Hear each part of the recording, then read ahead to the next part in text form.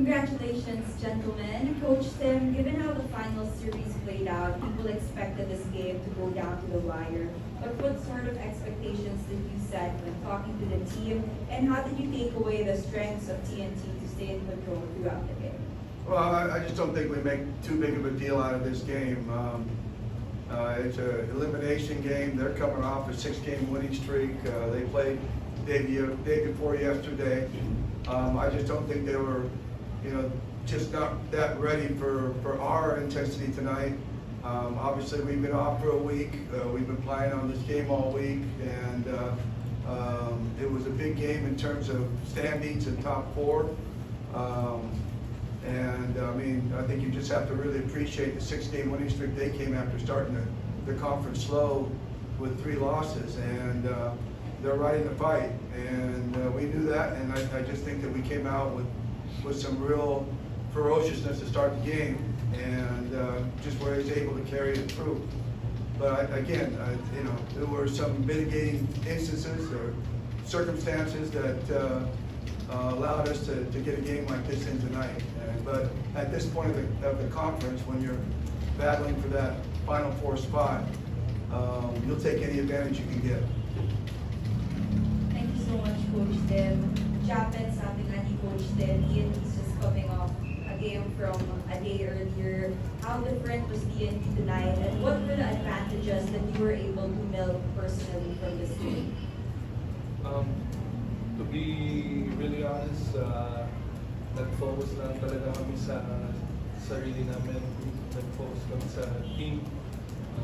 Alam namin na they're coming up 6-week winning streak, but then again, we just focus on ourselves because we can still control our standing, our destiny. Yeah, fighting in the top 4, yeah. So in any upcoming games, parang same mentality. We just really want to focus on our identity, our offense, our defense. So looking ahead, ganun pa rin yung mindset namin. Thank you, Japeth. We're now opening the floor to the media. Congratulations. What's two things? One, how did you approach the game with obviously Jordan had big potential, and he did make his debut tonight. And then you mentioned about circumstances. How did the BGR rejection play to that advantage you mentioned?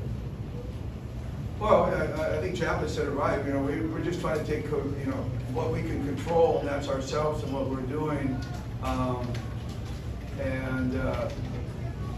We came into this game with the idea that this was going to be a big game in terms of trying to fight for that top 4 spot. Didn't guarantee us anything, but it did help us along the way, and it allows us to continue to control our own destiny. And we knew that we were coming up against a really big opponent who was playing with a lot of momentum, and I think that motivated us to understand that we were going to have to play a really tight game tonight, and I thought we played a really tight game on both sides of the floor. We executed defensively and we executed offensively. But again, I don't want to make it too big of a deal because again, the mitigating circumstances of them playing just 2 days ago and coming off a 6-game winning streak, that can kind of set you up for a night like this. And I've been through that many times. And they're just going to wipe this one away and move right on forward. This isn't going to bother them much at all on their goal going forward. I really believe that, and I know Chuck Reyes. So he's just going to wipe this one away and move forward. It's one of those nights, and we were able to be on the good side of it this time. We've had our share of the other side, so we're glad to get it on this side. Japeth, this conference, may mga games na kayo na nanalo kayo ng convincing margin.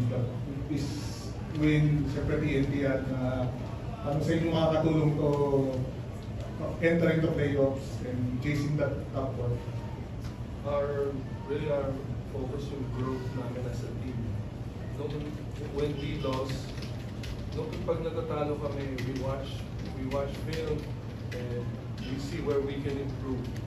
So as long as we, I'm proud of the guys, man. As long as we stay disciplined, we execute the triangle, we play defense first. Malaking chance. There's a chance that we get the game.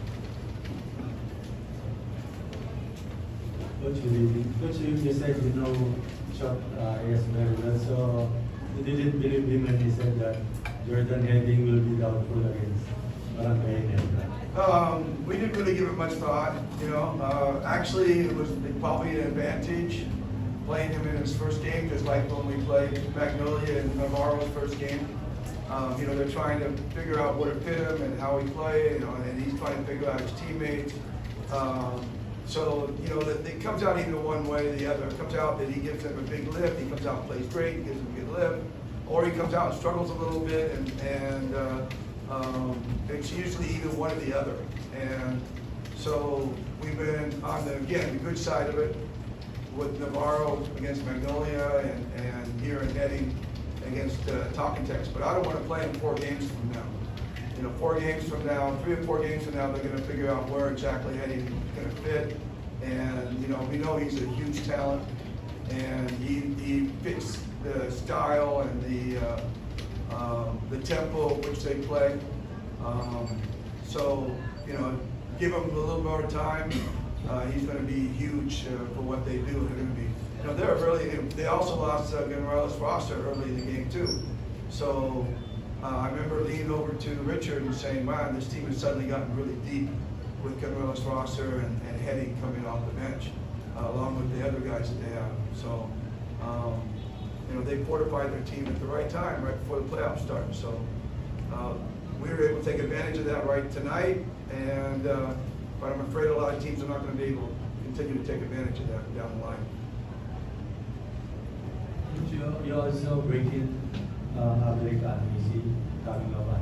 Yeah, I was not intending to play him at all. And so I went over to him at the end of the game and said, you know, when you want to run, just test yourself for a few minutes and see how you feel, get yourself ready for the next game. And so he went out there and played the last 3 or 4 minutes of the game just to get a run and get a feel for the speed of the game again.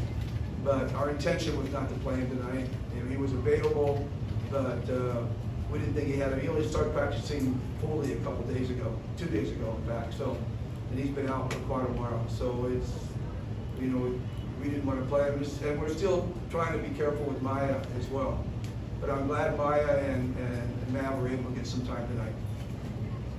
Coach, the team standings, close fight in the top 4, and you'll be playing the final game of the elimination round. So, how do you see that scenario that you'll be watching on the sidelines before you play your final? Well, we'll see how it works out. I mean, hopefully it works to a point where that game is not bearing, you know, for both of us, and we're all seated in the top 4. But you know, it's like Jeff again said, it's all about controllables. You know, what we control and what we can't control, and we can't control what the other teams do in terms of winnings and losses. So we just got to prepare ourselves to expect a real fight with Rain or Shine for that top 4 spot on Sunday next week. Coach, your last 2 games or 3 against Rain or Shine has been one-sided. You won both the last 2, but Rain or Shine last night, it turned big, but they almost came back, and probably it's going to be a tricky game for you facing that team, Coach Yang. It's always super tricky when you're playing Coach Yang. His teams are always ready. You know, we actually, right, Japeth, we used that team as an example. Game last night as an example at halftime. You know, San Miguel was comfortably ahead by 25 points and came back to 1 before, you know, and CJ hits that big 4-point shot. And we said, we don't want to go through that same thing here in this second half. So we know what Rain or Shine is capable of. We know how, you know, they come out with great energy and physicality. So it's just something we'll try to prepare for through this week. All right, that wraps it up. Thank you so much, gentlemen. Thank you. Thank you.